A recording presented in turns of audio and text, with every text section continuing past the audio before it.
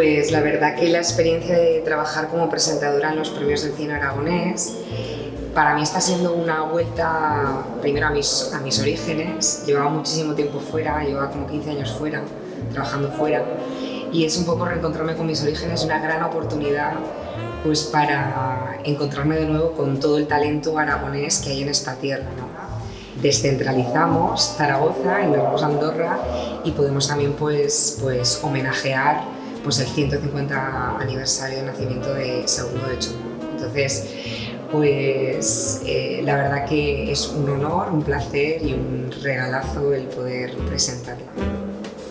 Pues nos hacía mucha ilusión, la verdad es que cuando nos llegó el encargo de hacer el guión de la gala de los premios Simón, sentimos una gran responsabilidad como seguidores de la gala y la verdad es que hemos disfrutado mucho en la parte de la escritura y una vez que ya se hemos entregado, digamos, a la actriz, pues hemos trabajado con ella directamente para que ella lo pueda hacer suyo, ¿no? De realmente contarlo todo a su manera, dentro de su estilo, y la verdad es que es muy gratificante. Sí.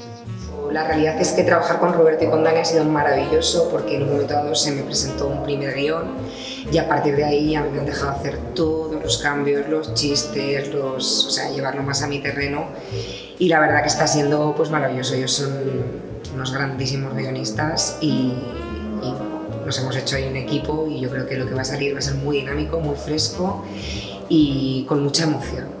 Sí que teníamos claro, como el año pasado la gala sí que se centró mucho, lógicamente, en el COVID, sí que queríamos este año, se hace alguna pequeña mención, pero no enfocarlo, ¿no? Creo que todos y todas estamos ya un poquito cansados ya de esta situación, entonces queríamos que la gala, la gente que disfrute la gala se olvide, ¿no? Durante el momento de esta situación que vivimos y disfrute de la gala, de los premiados, de lo que va a ser la fiesta del cine aragonés. O sea, esta gala va a ser de celebraciones, hay celebraciones por todos lados, entonces pues vamos a estar aquí nombrando absolutamente a todas las personas, ¿no?, que queremos nombrar y bueno, y sobre todo esperar que va a ser una gran celebración porque son 10 años de cine aragonés, ¿no?, que eso no se celebra todos los días.